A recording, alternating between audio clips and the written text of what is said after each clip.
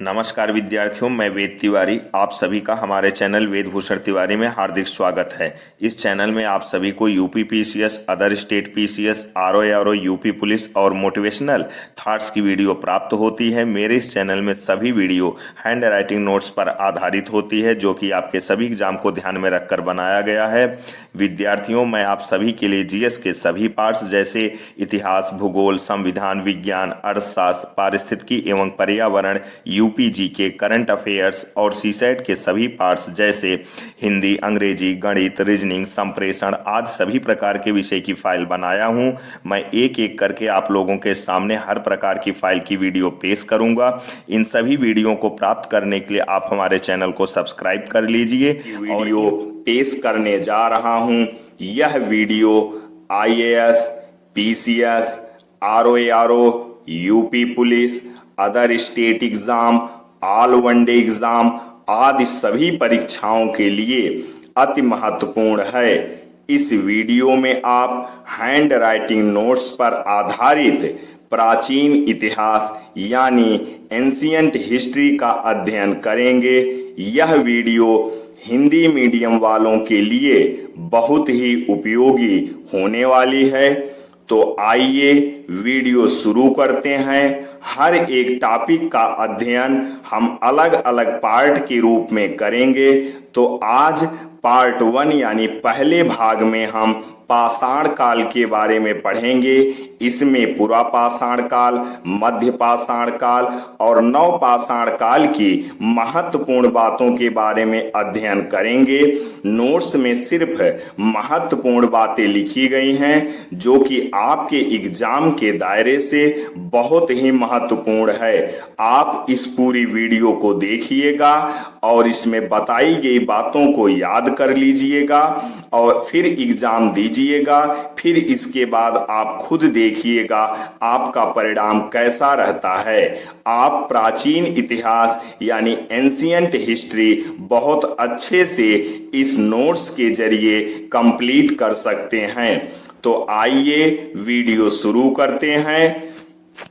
यह वीडियो यानी यह फाइल यूपीएससी पर आधारित है और उसी के दायरे से बनाई गई है।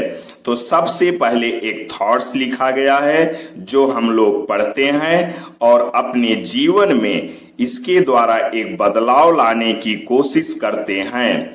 अपने को मनुष्य बनाने का प्रयत्न करो। यदि इसमें सफल हो गए तो हर कार्य में सफलता मिलेगी। इसके बाद मेरा नाम, पता, एड्रेस है। यह फाइल नंबर 13 यानी 13 है। प्राचीन इतिहास यानी एंशियंट हिस्ट्री। और एक और महत्वपूर्ण थॉट्स देखते हैं, जो अपनी सहायता आप करने को तैयार हैं। ईश्वर केवल उन्हीं की सहायता करता है। इसके बाद एक और अति महत्वपूर्ण थॉट्स देखते हैं, जो हमारे जीवन के लिए, विद्यार्थी जीवन के लिए बहुत ही उपयोगी है। बोलते समय अपने शब्दों को 3 पैमानों पर कसें। पहला, क्या यह सही है? दूसरा, क्या यह जरूरी है? और तीसरा, क्या यह कल्याणकारी है? इसके बाद भी बहुत अच्छे अच्छे थॉट्स लिखे गए हैं, जो कि आप पढ़कर इसका आनंद उठा सकते हैं और अपने जीवन में एक बदलाव ला सकते हैं।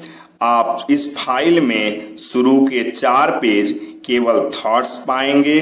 फिर 5वें पेज से आपके सिलेबस की शुरुआत होगी, यानी प्राचीन इतिहास की शुरुआत होगी। और यह यूपीएससी के दायरे से बनाई गई फाइल है और सब हाथों से लिखा गया है। बहुत अच्छी अच्छी बातें लिखी गई हैं, जो पढ़कर आप बहुत कुछ समझ सकते हैं, कुछ नया सीख सकते हैं। तो आइए यहाँ से प्राचीन इतिहास एंशियंट हिस्ट्री की शुरुआत करते हैं। इतिहास को 3 भागों में बांटा गया है। प्रागैतिहासिक काल, आद्य ऐतिहासिक काल, ऐतिहासिक काल। प्रागैतिहासिक काल किसे कहते हैं? इतिहास की वह काल अवधि जिसके बारे में किसी भी तरह के साक्ष्य उपलब्ध नहीं है, जिसे हम पूर्णतः अनुमान से समझने की कोशिश करते हैं, जैसे पुरापाषाण काल, आद्य काल। आद्य ऐतिहासिक काल किसे कहते हैं? आद्य ऐतिहासिक काल इतिहास की वह काल अवधि है जिसके बारे में लिखित साक्ष्य तो उपलब्ध है परंतु अपठनीय है, अर्थात जिन्हें पढ़ा न जा सके, जैसे सिंधु घाटी सभ्यता। ऐतिहासिक काल इतिहास की वर्तमान काल अवधि मानी जाती है। भारत में पुरापाषाण काल का पहला साक्ष्य यानी अनुसंधान 13 मई 1863 को रॉबर्ट ब्रूसफूट द्वारा मद्रास के पल्लवरम में किया गया। पुरातत्व विभाग मानव संसाधन एवं विकास मंत्रालय के अधीन कार्य करता है। पुरातत्व विभाग की स्थापना 1905 में लॉर्ड कर्जन ने की। 1778 में बेंजामिन फ्रैंकलिन ने मानव को औजार बनाने वाला प्राणी कहा। मानव एक औजार बनाने वाला प्राणी है, यह कथन बेंजामिन फ्रैंकलिन का है। अब प्रागैतिहासिक काल को 3 भागों में बांटा गया है: पुरापाषाण काल, मध्यपाषाण काल, नवपाषाण काल। पुरापाषाण काल की समयावधि 10 लाख से 10,000 ईसा पूर्व तक माना जाता है। मध्यपाषाण काल की समयावधि 10,000 से 7,000 ईसा पूर्व तक माना जाता है। नवपाषाण काल की समयावधि 7,000 से 1,000 ईसा पूर्व तक माना जाता है। पुरापाषाण काल। अब पुरापाषाण काल के बारे में कुछ महत्वपूर्ण तथ्य देखते हैं। पत्थर के बने औजारों का विकास, आवास, गुफाएं या खुला आकाश। सोहन संस्कृति के बारे में कुछ महत्वपूर्ण तथ्य देखते हैं। सोहन नदी सिंधु नदी की एक छोटी सहायक नदी है।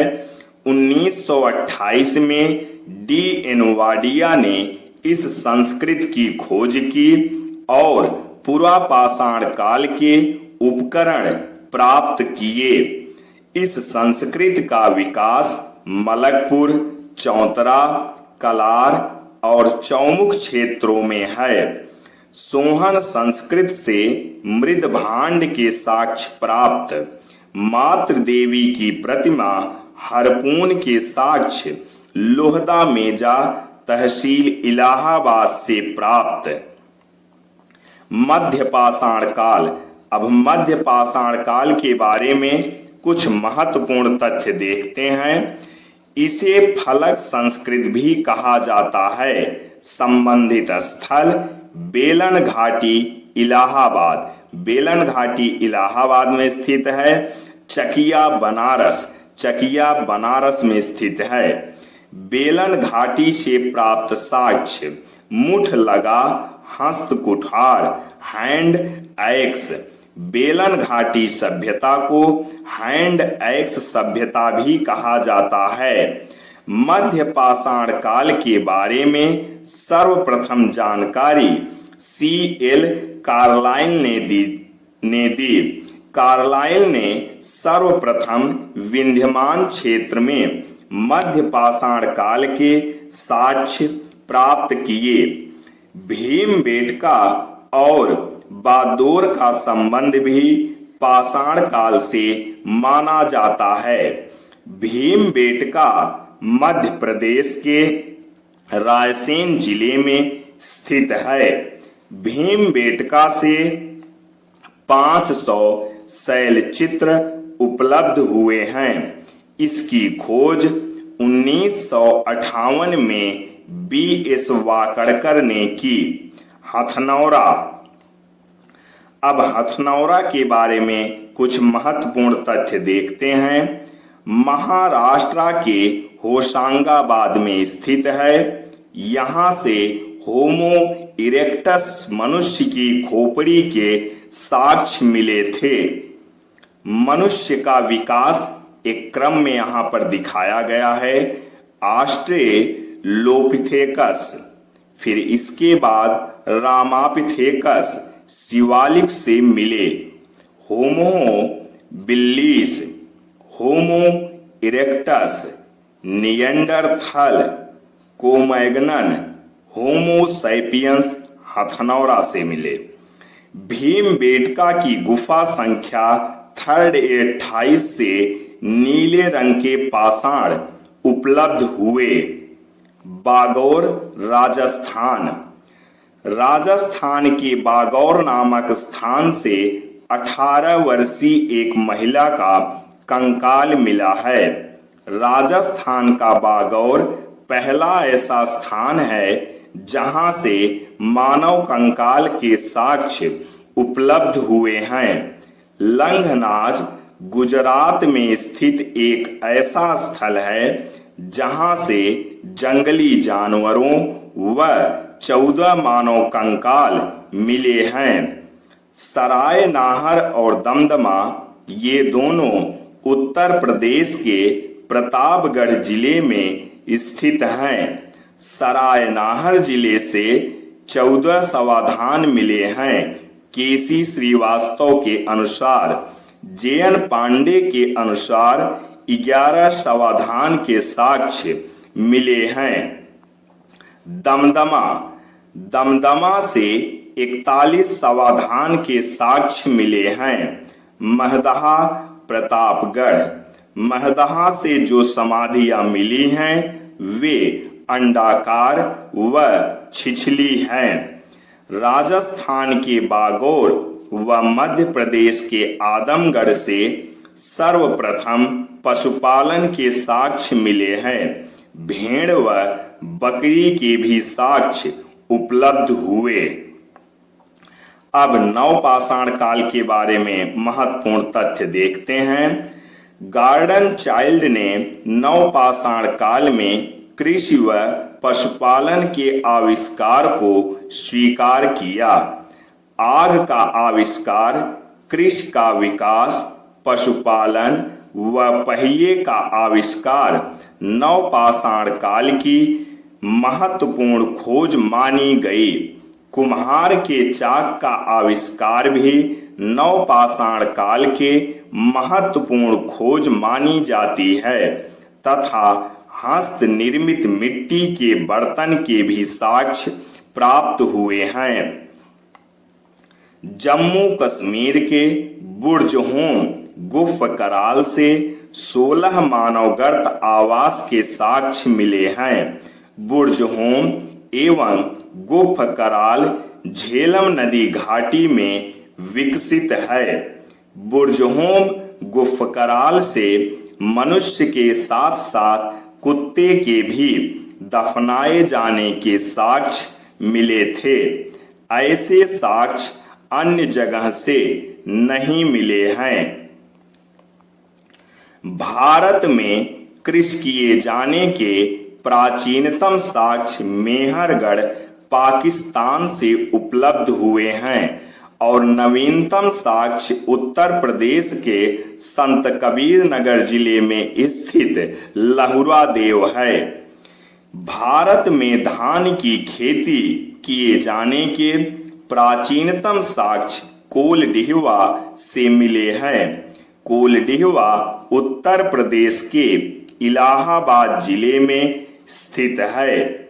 प्राचीनतम नवपाषाणिक बस्ती मेहरगढ़।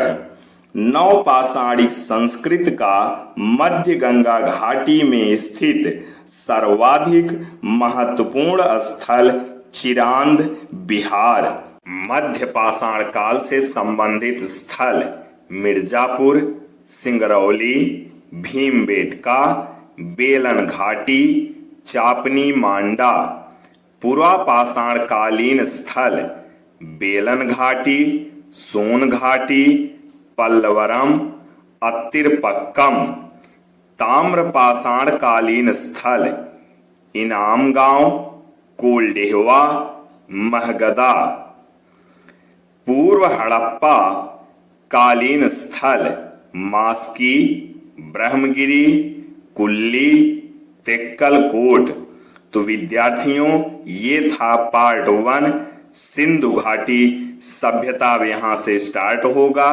पार्ट 1 में हम लोगों ने पाषाण काल यानी पुरा पाषाण काल, मध्य पाषाण काल और नव पाषाण काल की महत्वपूर्ण बातों के बारे में अध्ययन कर लिया है, उतना जितना एग्जाम के दायरे से महत्वपूर्ण तथ्य थे।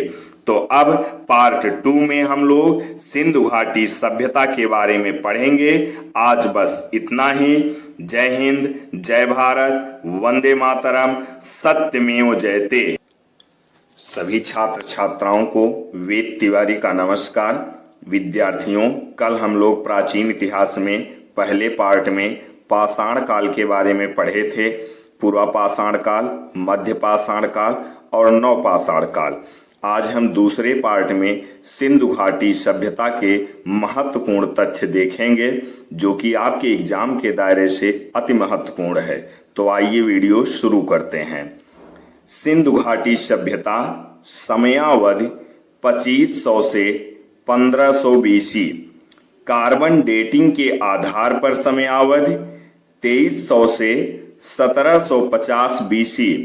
सिंधु घाटी सभ्यता का सर्वाधिक प्रामाणिक व एकमात्र स्रोत पुरातात्विक खुदाई हड़प्पा टीले की जानकारी सर्वप्रथम चार्ल्स मैसन ने उपलब्ध कराई 1826 में। लाहौर से कराची तक रेलवे लाइन बिछाने के समय हड़प्पा टीलों की खुदाई आरंभ हुई। जॉन विलियम ब्रंटन को कुछ चीजें खुदाई से मिले, उसे उसने अलेक्जेंडर कनिंघम को सौंप दी। अलेक्जेंडर कनिंघम हड़प्पा सभ्यता के महत्व को समझ नहीं सका। भारतीय पुरातत्व एवं सर्वेक्षण विभाग सर्वेयर अलेक्जेंडर कनिंघम, भारतीय पुरातत्व एवं सर्वेक्षण विभाग महानिदेशक सर जॉन मार्शल 1921 में सर्वप्रथम हड़प्पा की खोज दयाराम साहनी द्वारा की गई। सिंधु घाटी सभ्यता का पहला शहर हड़प्पा। हड़प्पा की खोज पहले किए जाने के कारण सिंधु सभ्यता को हड़प्पा सभ्यता भी कहा जाता है। 1922 में राखालदास बनर्जी ने मोहनजोदड़ो की खोज की। सिंधु घाटी सभ्यता के प्रमुख शहर हड़प्पा, मोहनजोदड़ो। सिंधु घाटी सभ्यता की खोज करने का श्रेय दयाराम साहनी व राखालदास बनर्जी को दिया जाता है। 1924 में सर जॉन मार्शल ने सिंधु घाटी सभ्यता की विधिवत घोषणा कर दी। सिंधु घाटी सभ्यता को कांस्ययुगीन सभ्यता या ताम्रयुगीन संस्कृत भी कहा जाता है। सिंधु घाटी सभ्यता के लोग लौह धातु से परिचित नहीं थे। हड़प्पा की खोज 1921 में हड़प्पा के उत्खननकर्ता दयाराम साहनी, हड़प्पा साहिवाल जिला मांटगोमरी पाकिस्तान में है। हड़प्पा रावी नदी के बाएं किनारे पर स्थित है।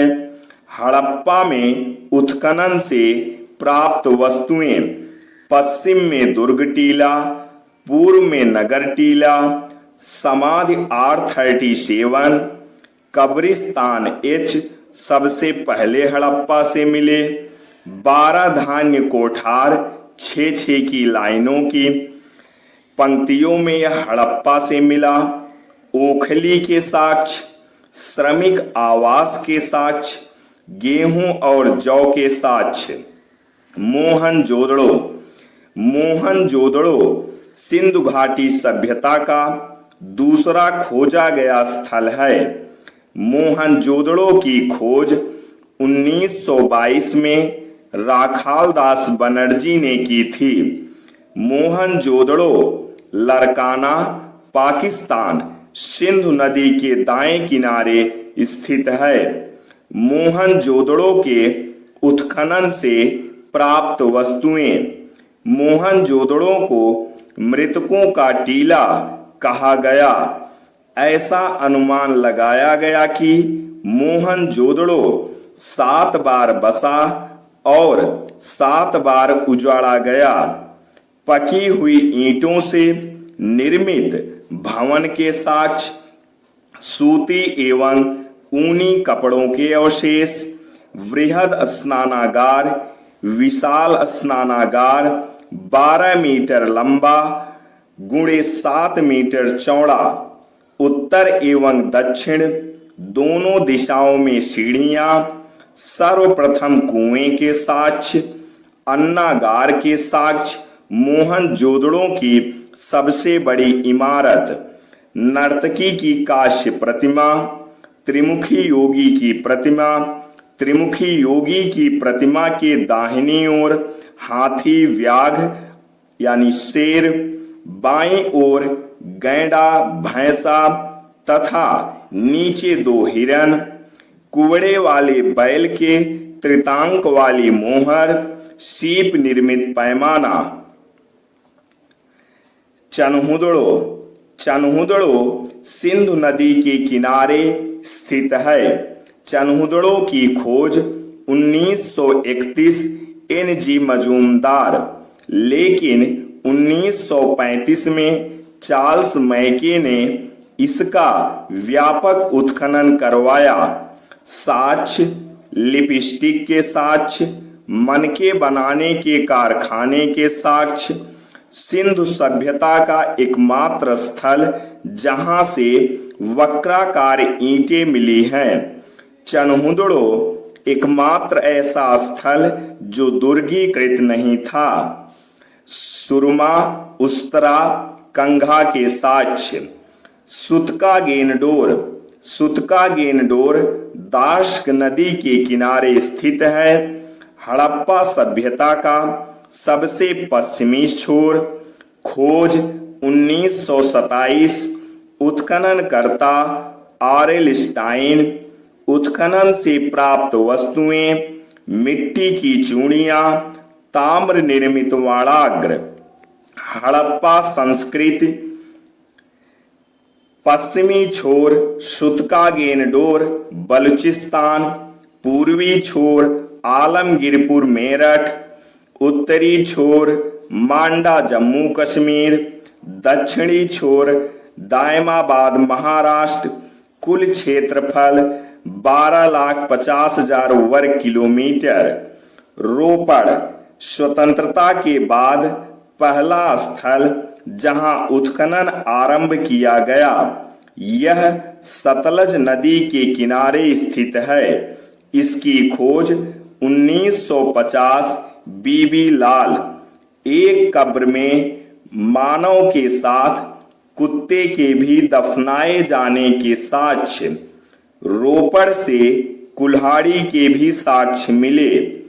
बनावली हरियाणा राज्य के जिंद जिले में स्थित यह घग्गर नदी के किनारे स्थित है। यहाँ से धोवन पात्र वाश बेसिन मिला है। मिट्टी का बना हल प्राप्त हुआ। खोज 1973-74 RS विष्ट द्वारा। अग्निवेदिका के साक्ष्य यानी हवन कुंड। हवन कुंड के साक्ष्य लोथल, कालीबंगा, बनावली इन तीनों स्थानों से प्राप्त हुए हैं। राखी गढ़ी सिंधु घाटी सभ्यता का सबसे विस्तृत स्थल। खोज 1969 में सूरज भान भगवान दास। कालीबंगा घग्घर नदी के किनारे स्थित, गंगानगर जिला राजस्थान। काली मतलब काला रंग, बंगा मतलब चूड़ियां, अर्थात यहां से काली चूड़ियों के साक्ष्य मिले। उत्खनन कार्य 1961 से 69 तक बीबी लाल द्वारा ब्रजवासी लाल। हल से जुते हुए खेत के साक्ष्य, हवन कुंड के साक्ष्य, भूकंप आने के प्राचीनतम साक्ष्य, लकड़ी के नालियों के साक्ष्य, जौ की खेती किए जाने के साक्ष्य, दीवार में प्लास्टर के साक्ष्य। लोथल गुजरात राज्य में स्थित, खंभात की खाड़ी के निकट स्थित, भोगवा नदी के किनारे स्थित। उत्खनन कार्य 1955 से 1962 तक एस राव। लोथल को लघु हड़प्पा व लघु मोहनजोदड़ो भी कहा जाता है। विश्व का प्रथम ज्ञात गोदीवाड़ा लोथल। गोदीवाड़ा का मतलब जहां पर जहाज आकर रुकते थे। लोथल एक महत्वपूर्ण बंदरगाह हुआ करता था। युगल समाधान के साक्ष्य, स्त्री के साथ साथ पुरुष के भी दफनाए जाने के साक्ष्य। युगल समाधान के साक्ष्य लोथल और कालीबंगा से मिले। फारस के मुहरों के साक्ष्य। सुरकोद्दा कच्छ की खाड़ी में स्थित गुजरात राज्य। घोड़े की अस्थियों के साक्ष्य। उत्खनन कार्य 1967 जगपत जोशी। कलश समाधान के साक्ष्य। धौलावीरा, यह समानांतर चतुर्भुज के आकार में फैला है। यह गुजरात राज्य के कच्छ जिले में स्थित है। उत्खनन कार्य 1967 से 1968 जीपी जोशी। हड़प्पा सभ्यता का एकमात्र स्टेडियम, क्रीडागार धौलावीरा से प्राप्त। जल संचय प्रणाली के सर्वप्रथम साक्ष्य धौलावीरा से ही प्राप्त हुए। नाम पट्टिका अभिलेख, नाम लिखा शिलालेख धौलावीरा से प्राप्त। धौलावीरा के प्रवेश द्वार पर गिरा हुआ साइन बोर्ड मिला, 9 अक्षर प्रयुक्त। आलमगीरपुर, हड़प्पा सभ्यता का सबसे पूर्वी छोर। यह उत्तर प्रदेश के मेरठ जिले में स्थित हिंडन नदी के किनारे बसा। उत्खनन से प्राप्त साक्ष्य। रोटी बेलने की चौकी, कटोरे के टुकड़ों का साक्ष्य। सिंधु घाटी सभ्यता एक नगरीय सभ्यता थी। सड़कें एक दूसरे को समकोण पर काटती थी। सड़कों की पद्धति को ऑक्सफोर्ड सर्कस पद्धति कहा जाता था। सड़कों की साफ सफाई का विशेष प्रावधान था। जल निकास के लिए सड़कों के किनारे नालियां बनाई जाती थी, जिन्हें पूर्णतः ढकी हुई रखा जाता था। घर पक्की ईंटों से निर्मित होते थे। मुख्य दरवाजे गलियों में खुलते थे। खिड़कियां सड़क की ओर खुलती थी। कालीबंगा एक दिनहीन बस्ती मानी जाती थी। यहाँ के मकान कच्ची ईंटों से निर्मित होते थे। सिंधु सभ्यता का मुख्य उद्यम व्यापार, कृषि। कुल 9 फसलों के उगाए जाने के साक्ष्य मिले। सिंचाई के साधन जलाशय, कुएं। मुद्राएं टेराकोटा की बनी होती थी। मोहरें शेलखड़ी की बनी होती थी। व्यापारिक संबंध, सिंधु सभ्यता के लोगों का व्यापारिक संबंध सीरिया, बेबीलोन, मेसोपोटामिया, मिस्र, फारस, पश्चिमी एशिया आदि देशों से भी थी। सिंधु घाटी सभ्यता में सर्वाधिक पूजा मातृ देवी की होती थी। मुख्य आराध्य मातृ देवी पशुपति शिव लिपि बाईं से दाहिनी ओर लिखी जाती थी। इसे हंटर ने भाव चित्रात्मक लिपि कहा। इसे कीलाकार लिपि भी कहा गया।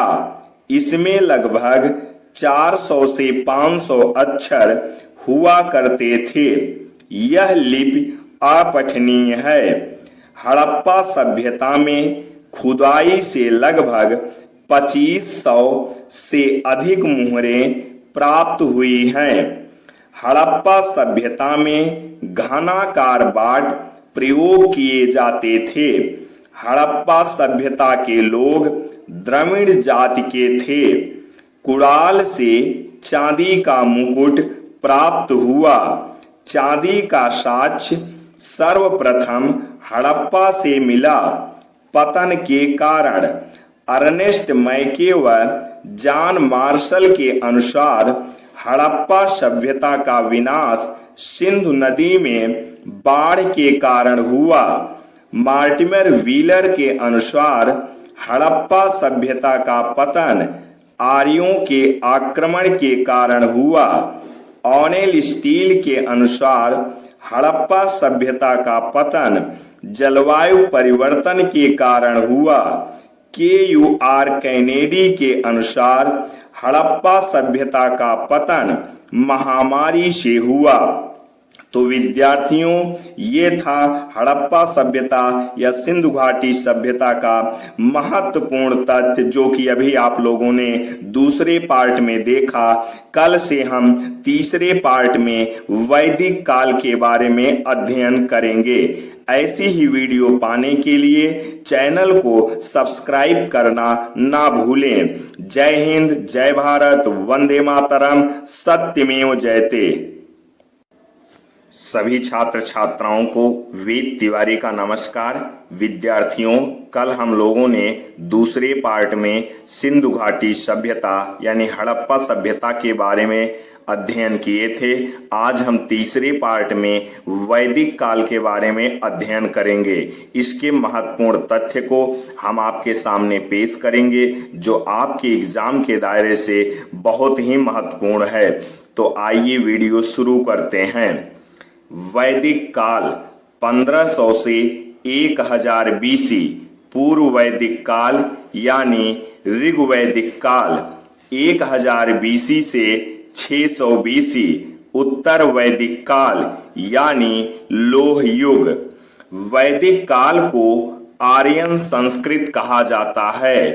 आर्य का मतलब श्रेष्ठ व कुलीन होता है।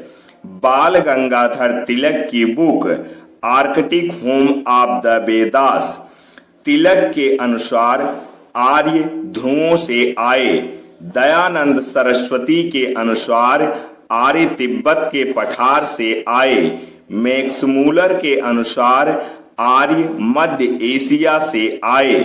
आर्य भारत आए और जिस जगह पर बसे उसे सप्त सैंधव प्रदेश कहा गया। वैदिक कालीन साहित्य वेद, ब्राह्मण ग्रंथ, उपनिषद, अरण्य, पुराण। वेद 4 हैं, पुराण 18 हैं, उपनिषद 108 हैं, जिसमें 12 उपनिषद प्रामाणिक हैं, वेदांग 6 हैं। 4 वेद इस प्रकार हैं: ऋग्वेद, यजुर्वेद, सामवेद, अथर्ववेद। 6 वेदांग इस प्रकार हैं: कल्प, शिक्षा, निरुक्त, व्याकरण, छंद, ज्योतिष। वेद ब्राह्मी लिपि में लिखे गए। वेद का मतलब ज्ञान व श्रुति होता है। लगभग 10,000 पर एक मुनि होता था। जैसे विश्वामित्र, वशिष्ठ आदि। ऋषि और मुनि में मुनि श्रेष्ठ माने जाते थे। वेदों को अपौरुषीय कहा गया। वेदों को संकलित किया गया है, इसे लिखा नहीं गया है, बल्कि इसे संकलित किया गया है। वेदों को संहिता कहा गया। संहिता का मतलब इकट्ठा करना या संकलित करना होता है। वेदों के संकलनकर्ता वेदव्यास, कृष्णद्वैपायन वेदव्यास। सबसे प्राचीन वेद ऋग्वेद। वेद त्रयी ऋग्वेद, यजुर्वेद, सामवेद। ऋग्वेद, अब ऋग्वेद के बारे में अध्ययन करेंगे।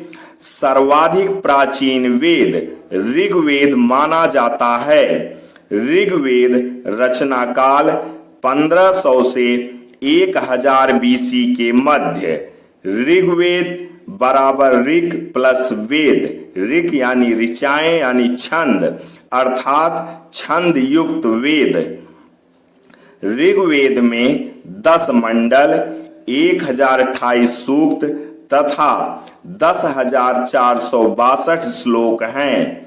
दूसरे से 7वें मंडल तक को प्राचीन माना जाता है। इन्हें वंश मंडल कहा गया। 1, 8, 9, 10 मंडल की रचना बाद में की गई। मंडल संकलनकर्ता। दूसरा मंडल गृहस्मद। तीसरा मंडल विश्वामित्र। चौथा मंडल वामदेव। पंचम मंडल अत्रि। छठ मंडल भारद्वाज। सप्तम मंडल वशिष्ठ। गायत्री मंत्र की रचना विश्वामित्र ने की और इसका उल्लेख ऋग्वेद के तीसरे मंडल में है। यह मंत्र सविता यानी सूर्य को समर्पित है। ऋग्वेद के 10वें मंडल में पुरुष सूक्त का उल्लेख किया गया है, जिसमें सर्वप्रथम 4 वर्णों की कल्पना की गई। 4 वर्ण ब्राह्मण, क्षत्रिय, वैश्य, शूद्र। सर्वप्रथम शूद्र शब्द का उल्लेख ऋग्वेद के 10वें मंडल में मिलता है। ऋग्वेद के 3 पाठ साकल, वास्कल, बालखिल्य। ऋग्वेद का गान करने वाले ब्राह्मण होत्री कहलाते थे। ऋग्वेद के 4थे मंडल में कृष का उल्लेख लगभग 33 बार। ऋग्वेद के 7वें मंडल में वरुण देव का उल्लेख। ऋग्वेद के 9वें मंडल में देवता सोम का उल्लेख। ऋग्वेद में गंगा नदी का 1 बार उल्लेख और यमुना का 2 बार उल्लेख। ऋग्वेद में सर्वाधिक उल्लेख अग्नि का है, लगभग 250 बार। वरुण का उल्लेख 46 बार। सर्वाधिक उल्लेख इंद्र 250 से 300 बार। ऋग्वेद में सर्वाधिक उल्लेख सरस्वती नदी का है, इसके बाद सिंधु नदी का। ऋग्वेद में अपाला, घोषा, गार्गी, लोपमुद्रा आदि विदुषी महिलाओं का उल्लेख। यजुर्वेद, अब यजुर्वेद के बारे में अध्ययन करेंगे। यजुष प्लस वेद। यजुष का मतलब यज्ञ, यज्ञ का वेद यजुर्वेद। यजुर्वेद के 2 भाग, शुक्ल यजुर्वेद, कृष्ण यजुर्वेद। यजुर्वेद गद्य व पद्य दोनों में लिखा गया। यजुर्वेद की शुक्ल यजुर्वेद शाखा का संकलन वाणसनेय द्वारा किया गया। अतः इसे वाणसने संहिता भी कहा जाता था। यजुर्वेद का गान करने वाले ब्राह्मण अधर्यु कहलाते थे। सामवेद, अब सामवेद के बारे में अध्ययन करेंगे। साम प्लस वेद, साम का मतलब संगीत, संगीत का वेद सामवेद। भारतीय संगीत का जनक सामवेद। सामवेद का गान करने वाले विद्वान उद्गाता कहे जाते थे। सामवेद के दो भाग, आर्चिक, गान। सामवेद के प्रथम दृष्टवा जैमिनी को माना जाता है। जैमिनी को वेदव्यास का शिष्य माना जाता है। सामवेद 1549 ऋचाएं हैं, जिसमें से 79 ऋचाएं नई हैं। शेष ऋचाएं ऋग्वेद से ली गई हैं। गंधर्व वेद को सामवेद का उपवेद माना जाता है। अथर्ववेद, अब अथर्ववेद के बारे में अध्ययन करेंगे। अथर्वा ऋषि के नाम पर इस वेद का नामकरण हुआ, अर्थात इसका नाम अथर्वा रखा गया। ऐतिहासिक दृष्टिकोण से सर्वाधिक महत्वपूर्ण वेद अथर्ववेद।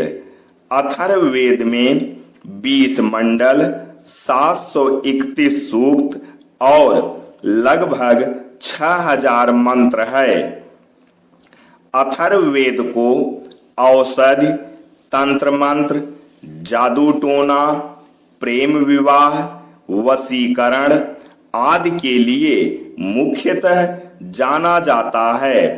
राजा परीक्षित का सर्वप्रथम उल्लेख अथर्ववेद में। अथर्ववेद के दो भाग, पिल्लाद, श्रौनिक। ब्राह्मण, अब ब्राह्मण ग्रंथ के बारे में पढ़ेंगे। ब्राह्मण ग्रंथ मुख्यतः गद्य में लिखे गए वेदों को समझने के लिए ब्राह्मण ग्रंथ लिखे गए, अतः इन्हें वेदों को जानने की कुंजी माना जाता है। ये ग्रंथ कर्मकांडी पक्ष की व्याख्या करते हैं। वेद ब्राह्मण ग्रंथ। ऋग्वेद ऐतरेय ब्राह्मण, कौशितकी ब्राह्मण। यजुर्वेद तैतरीय ब्राह्मण, शतपथ ब्राह्मण। सामवेद पंचविश, षड्विश, ताड्य, अद्भुत, जैमिनी। अथर्ववेद गोपथ ब्राह्मण। उपनिषद, अब उपनिषद के बारे में देखेंगे। उपनिषद गुरु के निकट निष्ठा पूर्वक बैठना। उप माने समीप, निह माने निष्ठा पूर्वक, सद माने बैठना। मुख्य विषय दर्शन, फिलॉसफी। भारतीय दर्शन का जनक उपनिषद। वेदांत को उपनिषद का अन्य नाम माना जाता है। उपनिषद को ज्ञानमार्गी रचना माना जाता है। सर्वाधिक प्राचीन उपनिषद छांदोग्य उपनिषद। सबसे बड़ा उपनिषद बृहदारण्यक उपनिषद। सबसे छोटा उपनिषद मांडूक्य उपनिषद।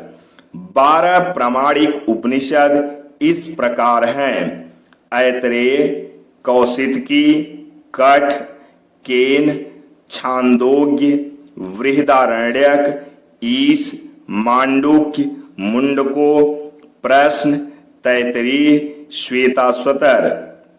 सत्यमेव जयते, सत्यमेव जयते मुंडकोपनिषद से लिया गया है। सत्यमेव जयते बराबर सत्यम माने सत्य की, एव माने ही, जयते माने विजय, सत्य की ही विजय होती है। असतो मा सदगमय, असतो मा सदगमय ऋग्वेद से लिया गया है। शुल्ब सूत्र का संबंध ज्यामिति से संबंधित है। दर्शन और उसके प्रतिपादक। दर्शन प्रतिपादक सांख्य दर्शन कपिल मुनि, योग दर्शन पतंजलि, न्याय दर्शन गौतम ऋषि, वैशेषिक कणाद यानी उलूक, मीमांसा जैमिनी, वेदांत बादरायण। चारों आश्रम ब्रह्मचर्य आश्रम, गृहस्थ आश्रम, वानप्रस्थ आश्रम, संन्यास आश्रम, चारों आश्रम का उल्लेख पहली बार जाबालोपनिषद में मिलता है। यम व नचिकेता के बीच का संवाद कठोपनिषद में मिलता है। अथर्ववेद में मगध व अंग महाजनपदों का उल्लेख मिलता है। प्राचीन नदी वर्तमान नाम सिंध, सिंधु, आस्किनी, चिनाब, सतुद्री, सतलज, वितस्ता, झेलम, विपासा, व्यास, परुष्णी, रावी, सदानीरा, गंडक, गोमल, गोमती, कुब्रा, काबुल, द्रसदती, घग्घर। अथर्ववेद व शतपथ ब्राह्मण में सभा व समिति को प्रजापति की 2 पुत्रियां बताया गया है। वैदिक काल की संस्थाएं सभा, समिति, विदत। विदत सबसे बड़ी संस्था थी। वैदिक शब्दावलियां। शब्द वैदिक काल गाय, अघन्या, लोहा, अयस, सोना, हिरण्य, निष्क, स्वर्ण, सिक्का, आभूषण, गले में पहना जाने वाला हार। यहाँ से थोड़ा 1-2 ऊपर नीचे यानी शब्द की तरफ ये रहना चाहिए और वैदिक काल की तरफ ये रहना चाहिए। थोड़ा सा उल्टा हो गया है विद्यार्थियों, इसके थोड़ा देख के और समझ के याद कीजिएगा। उपान पैर में पहना जाने वाला, यानी उपान जो है वैदिक कालीन शब्दावली है और पैर में पहना जाने वाला ये शब्द है। गेहूं, गोधूम, पण, व्यापारिक, हल, लांगल, गोपति, राजा, दुहिता, पुत्री, सूत, राजा का सारथी, सीताध्यक्ष, कोषाध्यक्ष, ग्रामणी, प्रधान, गांव का मुखिया, छत, परिहार, रक्षा करने वाला, वहत, दहेज। यहाँ पर काफी कुछ उल्टा हो गया है, ये इस तरफ रहना चाहिए, इस तरफ। ये देख के आप लोग अच्छे से याद कीजिएगा। पुराण। अब पुराण के बारे में अध्ययन करेंगे। पुराण का शाब्दिक अर्थ प्राचीन आख्यान। पुराणों में तत्कालीन समाज का उल्लेख मिलता है। कुल पुराण 18। पुराणों के रचयिता या संकलनकर्ता लोमहर्ष व उनके पुत्र उग्रश्रवा को माना जाता है। 18 पुराण मत्स्य पुराण, मार्कंडेय पुराण, भविष्य पुराण, भागवत पुराण, ब्रह्मांड पुराण, ब्रह्म पुराण, वैवर्त पुराण, वराह पुराण, विष्णु पुराण, शिव पुराण, वायु पुराण, आनि पुराण, नारद पुराण, पद्म पुराण, लिंग पुराण, गरुड़ पुराण, स्कंद पुराण, कूर्म पुराण। पुराणों में प्राचीन शासकों की वंशावलियां मिलती है। साहित्य। पूर्व वैदिक काल 1500 बीसी से 1000 बीसी वेद ब्राह्मण। उत्तर वैदिक काल 1000 से 600 बीसी अरण्य उपनिषद। गुप्तकालीन पुराण, पुराण गुप्तकालीन का माना जाता है। इसे सबसे लास्ट समय का माना जाता है। मत्स्य पुराण को छोड़कर शेष 17 पुराण गुप्तकालीन माने जाते हैं। ऋग्वेद समयावधि 1500 BC, रामायण महाभारत समयावधि 200 BC से 200 AD के बीच। दर्शन प्रतिपादक अद्वैतवाद शंकराचार्य, विशिष्ट अद्वैतवाद रामानुजाचार्य, द्वैत अद्वैतवाद निम्बकाचार्य, द्वैतवाद माधवाचार्य, शुद्ध अद्वैतवाद वल्लभाचार्य, भेदाभेदवाद भास्कराचार्य। प्रसिद्ध सूक्त तत्त्वमसि छांदोग्य उपनिषद से ली गई है। सर्वाधिक प्राचीन स्मृति मनुस्मृति कानून पर लिखी गई पहली पुस्तक है। पतंजलि, पाणिनि और मनु पुष्यमित्र शुंग के दरबारी थे। वैदिक काल में दास प्रथा एवं सती प्रथा नहीं थी।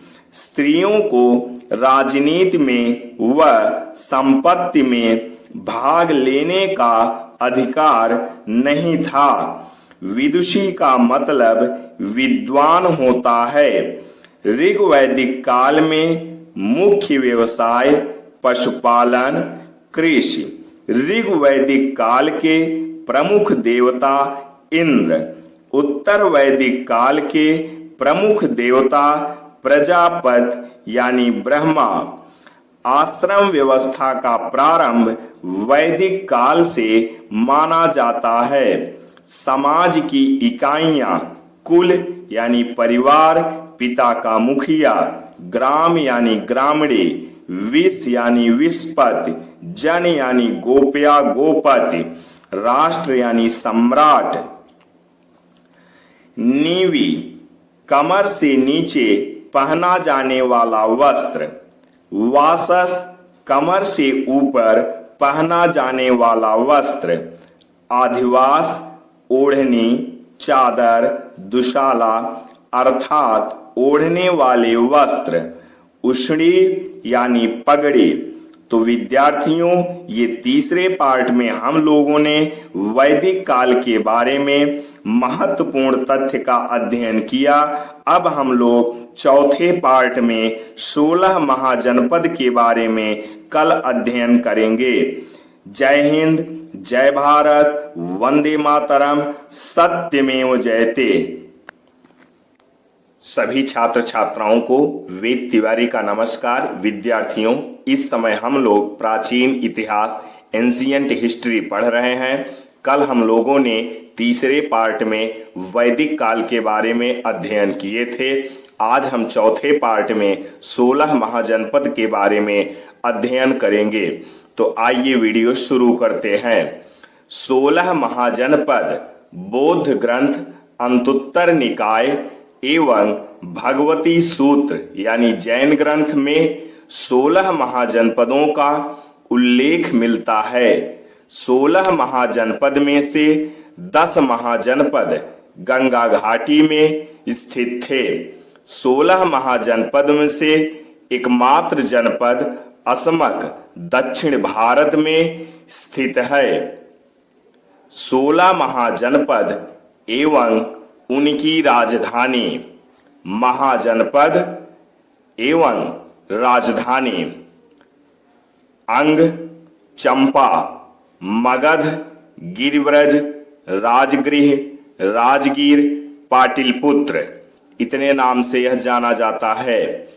काशी, वाराणसी, कोशल, अयोध्या या श्रावस्ती, वत्स, कौशाम्बी, चेदी, सूक्तिमती या सोथिवती, कुरु, हस्तिनापुर या इंद्रप्रस्थ, पाचाल, अहिछत्र, उत्तरी पाचाल व दक्षिणी पाचाल काम्पिल्य, मत्स्य, विराटनगर, सूरसेन मथुरा, अस्मक प्रतिष्ठानपुरम पोटन या पोटली, अवंती उज्जैनी, उत्तरी अवंती, महिष्मती दक्षिणी अवंती, गांधार तक्षशिला यानी पुष्कलावती, कंबोज हाटक या लाजपुर, वज्ज वैशाली एवं मिथिला, मल्ल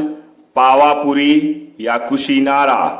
महाजनपद और वर्तमान क्षेत्र। अंग आधुनिक भागलपुर, मुंगेर, बिहार।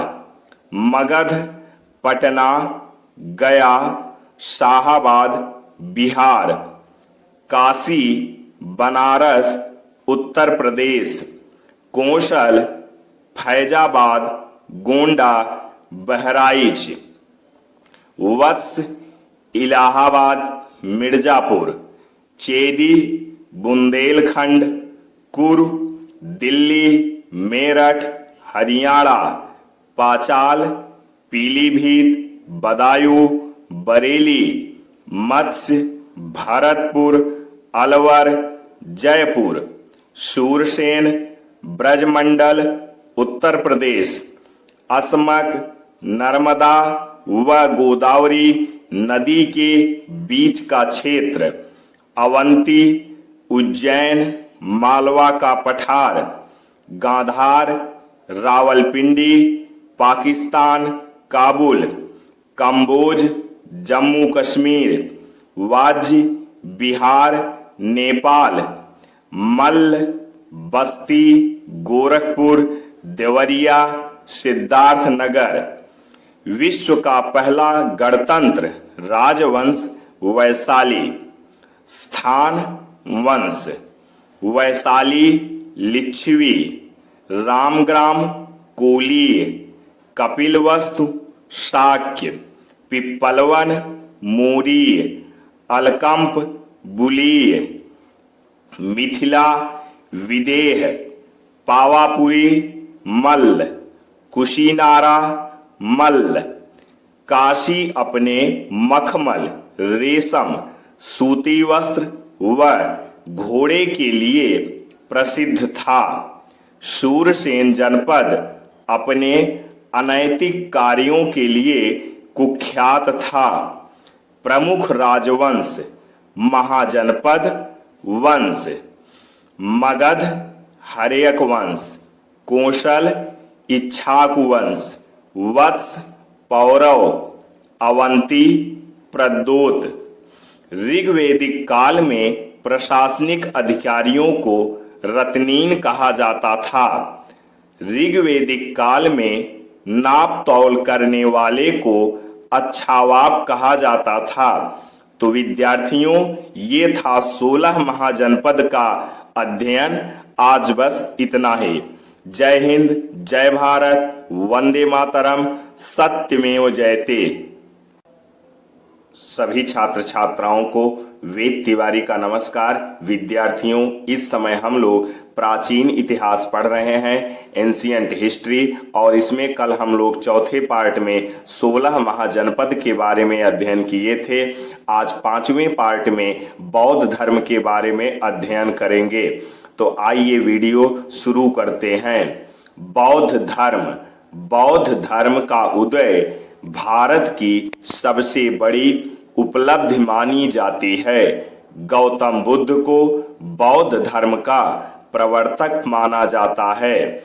गौतम बुद्ध का जन्म 563 ईसा पूर्व कपिलवस्तु के निकट लुम्बिनी नामक स्थान पर हुआ था। वर्तमान में लुम्बिनी को रुमीन देई के नाम से जाना जाता है।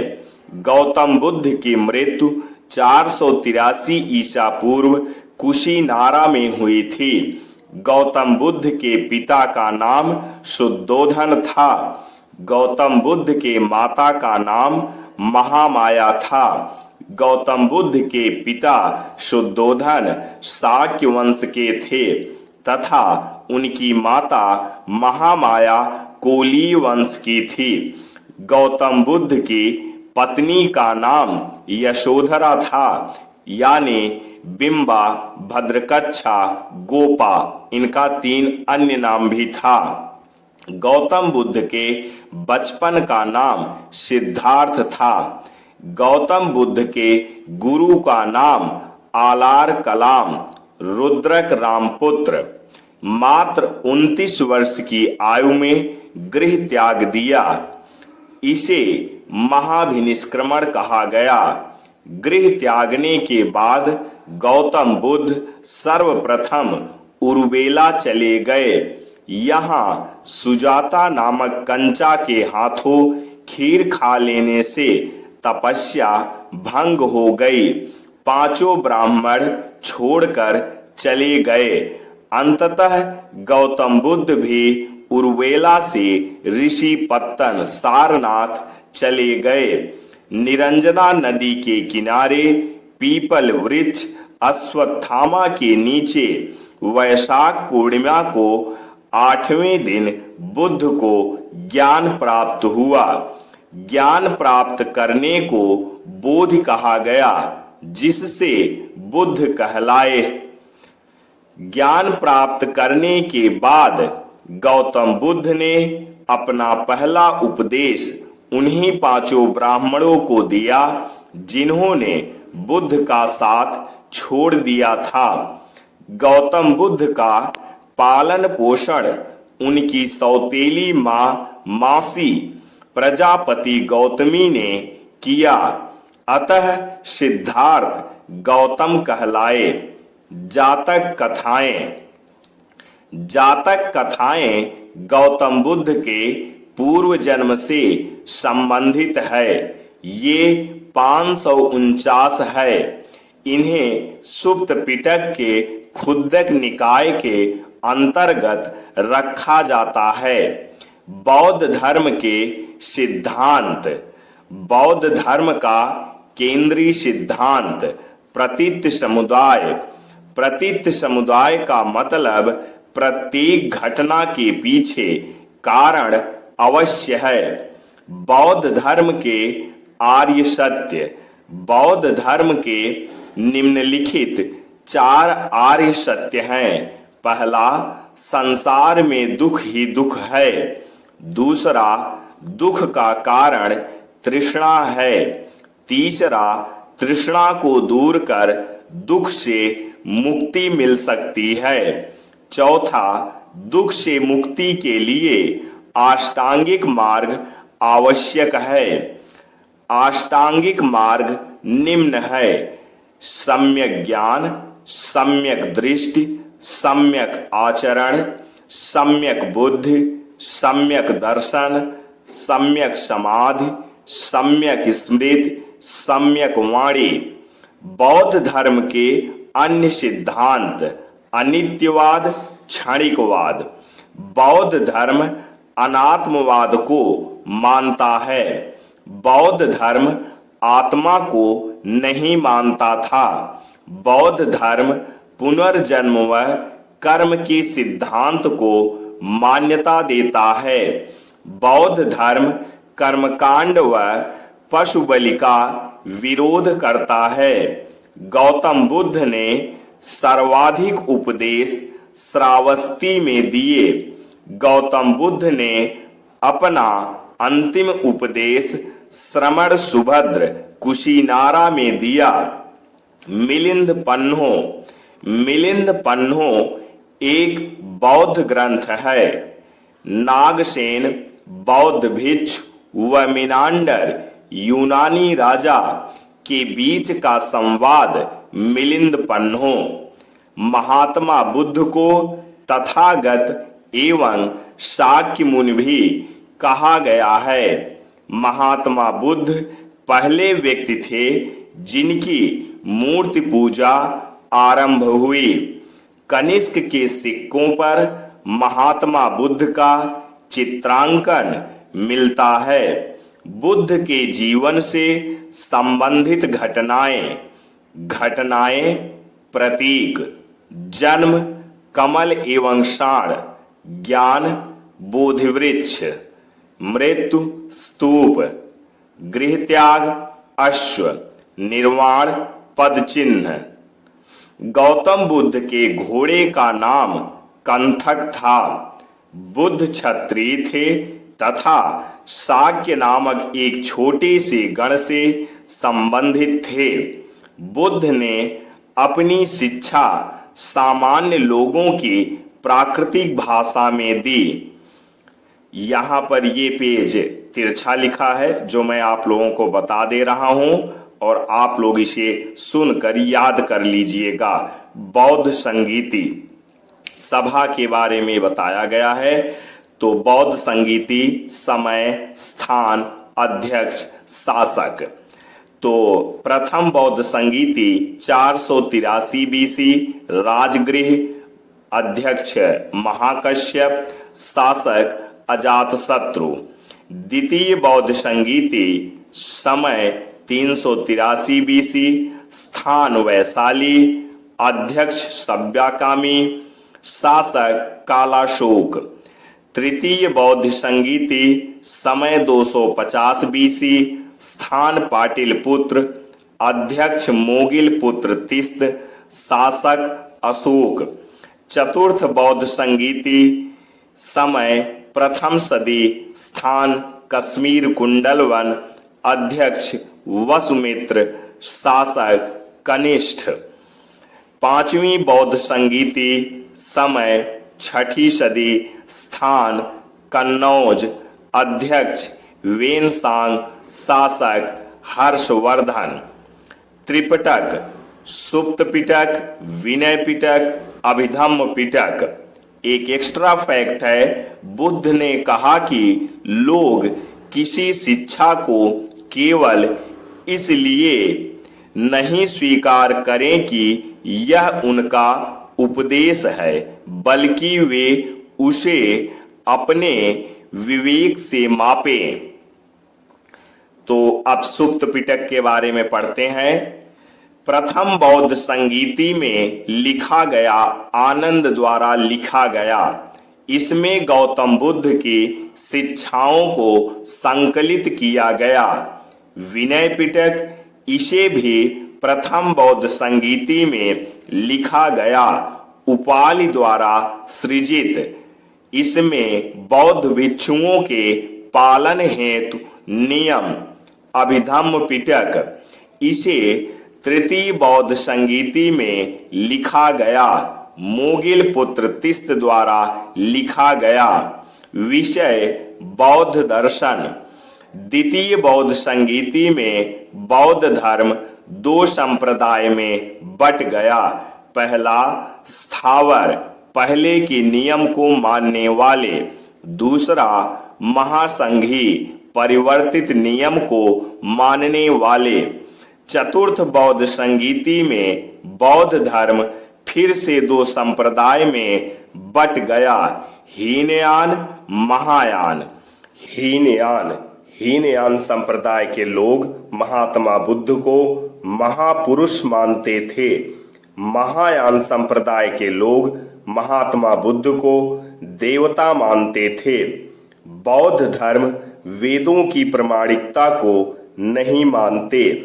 बौद्ध धर्म को सर्वाधिक संरक्षण शासकों का मिला, अतः यह अन्य धर्मों से ज्यादा तीव्रता से प्रसारित हुआ।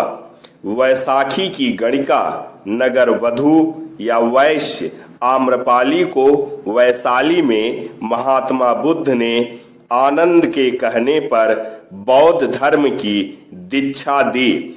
सबसे प्राचीन स्तूप नेपाल की सीमा के निकट पिपरहवा में स्थित है। सिद्धार्थ नगर जिले में स्थित है। बौद्ध धर्म से संबंधित स्तूप सांची स्तूप अशोक द्वारा निर्मित, भरहुत स्तूप शुंग वंश में निर्मित, अमरावती सातवाहनों द्वारा निर्मित, चैत्य बौद्ध भिक्षुओं के उपासना का स्थान, स्तूप बुद्ध के अवशेषों पर निर्मित समाधियां, विहार बौद्ध भिक्षुओं के रहने का स्थान। महायान को बोधिसत्व भी कहा गया। दीप वंश एवं महावंश बौद्ध साहित्य है। दीपवंश एवं महावंश में सर्वप्रथम चंद्रगुप्त मौर्य का उल्लेख मिलता है। समस्त बौद्ध साहित्य पाली भाषा में लिखा गया। ललित विस्तार बौद्ध धर्म से संबंधित है। बौद्ध धर्म के समकालीन था जैन धर्म। दोनों ही धर्म क्षत्रिय राजकुमारों द्वारा शुरू किए गए और दोनों को राजकीय संरक्षण प्राप्त था। तो विद्यार्थियों, ये था बौद्ध धर्म। अब हम अगले पार्ट में जैन धर्म यानी महावीर स्वामी के बारे में पढ़ेंगे। ऐसी ही वीडियो पाने के लिए चैनल को सब्सक्राइब कर लीजिए। जय हिंद, जय भारत, वंदे मातरम, सत्यमेव जयते। सभी छात्र छात्राओं को वेद तिवारी का नमस्कार। विद्यार्थियों, इस समय हम लोग प्राचीन इतिहास एंशिएंट हिस्ट्री पढ़ रहे हैं। आज हम लोग छठे पार्ट में महावीर स्वामी यानी जैन धर्म के बारे में पढ़ेंगे। इसके पहले पांचवें पार्ट में बौद्ध धर्म के बारे में हम लोगों ने अध्ययन किया था। तो आइए वीडियो शुरू करते हैं। महावीर स्वामी। महावीर स्वामी का जन्म 540 बीसी वैशाली के निकट कुंडग्राम में हुआ था। महावीर स्वामी की मृत्यु 468 बीसी पावापुरी बिहार में हुआ था। पिता का नाम सिद्धार्थ, माता का नाम त्रिशला, पत्नी का नाम यशोदा, पुत्री का नाम अड़ोजा प्रियदर्शी, दामाद का नाम जमाल। रिज्जुपालिका नदी के किनारे साल्मीकि वृक्ष के नीचे 12 वर्ष की घोर तपस्या के बाद ज्ञान प्राप्त हुआ। 30 वर्ष की आयु में अपने बड़े भाई नंदवर्धन से आज्ञा लेकर गृह त्याग दिया। महावीर स्वामी गृह त्यागने के बाद सर्वप्रथम राजगृह पहुंचे। अत्यधिक पराक्रम दिखाने के कारण महावीर कहे गए। केवल ज्ञान प्राप्त होने के बाद केवलिन कहलाए। इंद्रियों को वश में करने के कारण जिन कहलाए। बंधन रहित होने पर निर्गंध कहलाए। जैन धर्म का आरंभ ऋषभ देव द्वारा किया गया, अतः जैन धर्म को चलाने का श्रेय ऋषभ देव आदिनाथ को जाता है। महावीर स्वामी जैन धर्म के 24वें तीर्थकर माने जाते थे। तीर्थकर जैन धर्म के अनुसार तीर्थकर शब्द से तात्पर्य पथ प्रदर्शक से लगाया जाता है। जैन धर्म का क्रोध सिद्धांत, अनेकांतवाद, स्यादवाद, सप्तभंगी सिद्धांत। जैन धर्म के त्रिरत्न सम्यक ज्ञान, सम्यक दृष्टि, सम्यक चरित्र। पंच महावृत्त, अहिंसा, जीवों पर दया करना, सत्य, सत्य बोलना, अस्तेय, चोरी न करना, अपरिग्रह, संग्रह नहीं, ब्रह्मचर्य, इंद्रिय संयम। अहिंसा, सत्य, अस्तेय, अपरिग्रह ये जैन धर्म के 23वें तीर्थकर पार्श्वनाथ द्वारा दिए गए सिद्धांत थे। ब्रह्मचर्य का सिद्धांत महावीर स्वामी का था। 23वें तीर्थकर पार्श्वनाथ काशी के इक्ष्वाकुवंशी राजा अश्वसेन के पुत्र थे। पार्श्वनाथ के अनुयायी निर्गंध कहलाए। तीर्थकर संबंधित प्रतीक, आदिनाथ ऋषभ देव, प्रतीक बैल यानी सांड, प्रथम तीर्थकर। नेमिनाथ, नीलोत्पल, नीला कमल, 61वें तीर्थकर। अरिष्टनेम, शंख, 22वें तीर्थकर। पार्श्वनाथ, सर्प, 23वें तीर्थकर। महावीर स्वामी, सिंह, शेर, 24वें तीर्थकर। जैन साहित्य प्राकृतिक भाषा में लिखा गया अंग, आगम, पर्व, सूत्र। जैन शिक्षाओं का संकलन आगम नामक ग्रंथ में मिलता है। भगवती सूत्र, कल्प सूत्र जैन साहित्य है। कल्प सूत्र की रचना भद्रबाहु ने की। महावीर स्वामी की मृत्यु हो जाने के बाद जैन धर्म दो संप्रदायों में बट गया, श्वेतांबर, दिगंबर।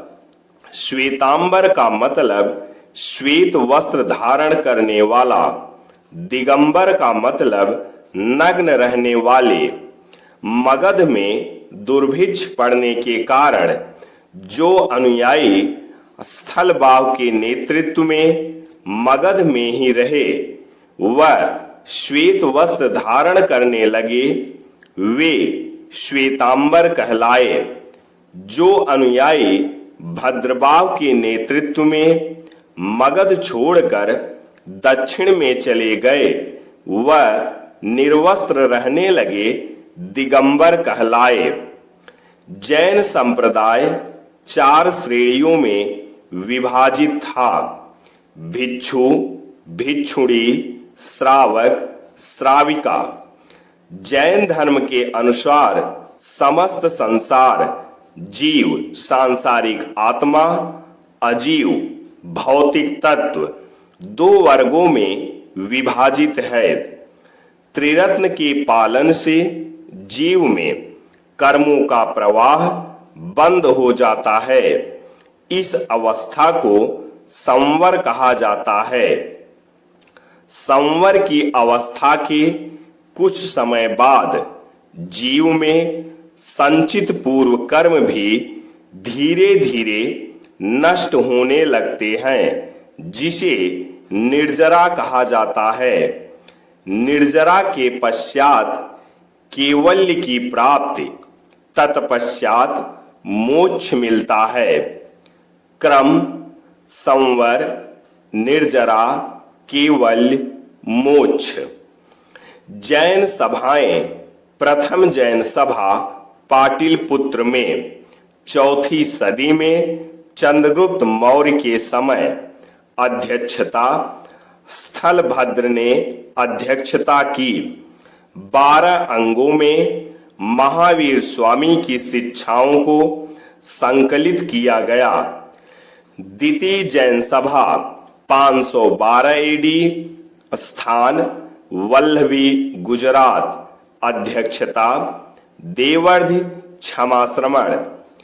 आदि पुराण की रचना जिनसेन द्वारा की गई। जैन आचार्य जिनसेन राष्ट्रकूट शासक अमोघ वर्ष के दरबार में रहा करते थे। परिशिष्ट पर्वन जैन ग्रंथ हेमचंद द्वारा लिखा गया। बौद्ध धर्म व जैन धर्म में समानताएं दोनों ही क्षत्रिय राजकुमार द्वारा चलाए गए। दोनों को ही मगध के सम्राटों का संरक्षण प्राप्त था। दोनों धर्मों ने आमजन को अपने साथ जोड़ने का प्रयास किया। व्यापारी वर्ग दोनों धर्मों में शामिल रहा। बौद्ध धर्म व जैन धर्म में असमानताएं। बौद्ध धर्म आत्मा को नहीं मानता, जबकि जैन धर्म आत्मा के अस्तित्व को स्वीकार करता है। जैन धर्म अहिंसा पर सर्वाधिक बल देता है, जबकि बौद्ध धर्म इतना सख्त नहीं है। बौद्ध धर्म के नियम अधिक कठोर नहीं है, जबकि जैन नियम अधिक कठोर है। जैन धर्म सुल्लेखना क्रिया द्वारा प्राण त्यागने की बात करता है। सुल्लेखना का मतलब प्राण त्यागने के लिए किया गया उपवास। तो विद्यार्थियों, ये था जैन धर्म।